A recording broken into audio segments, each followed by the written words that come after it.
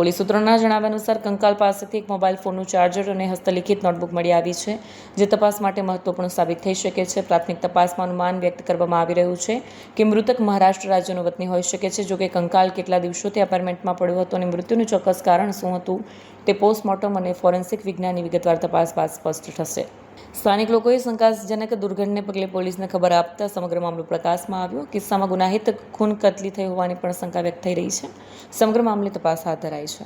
ગઈકાલે રાત્રિના 10:30 વાગ્યા આજુબાજુ ઉધના પોલીસ સ્ટેશન વિસ્તારના ઉધના બસ ડેપોની બાજુમાં આવેલ સોમનાથ ટી સેન્ટર પાસે આવેલ એપી માર્કેટના બિલ્ડિંગના ભોયતળિયાના ભાગે અંદરની બાજુ એક માનવ કંકાલ મળેલાની માહિતી મળેલ, જેના આધારે ઉધના પોલીસ સ્ટેશનમાં ભારતીય નાગરિક સુરક્ષા સંહિતા 2023ની કલમ 194 મુજબ અકસ્માત મોત એટલે કે એડી નોંધવામાં આવેલી છે અને જેની તપાસ ચાલુ છે.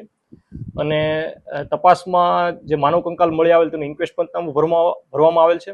ત્યારબાદ માનવ કંકાલને ફોરેન્સિક પીએમ માટે હોસ્પિટલ મોકલી આપવામાં આવેલ છે. તથા જે માનવ કંકાલ મળી આવેલ તેની બાજુમાં એક બેગ પણ મળી આવેલ અને બેગમાં એક બુક મળી આવેલ અને બુકમાં એક જગ્યાએ સચિન રાજુ ડાભેકર લખેલું હતું કે મારું નામ આ છે.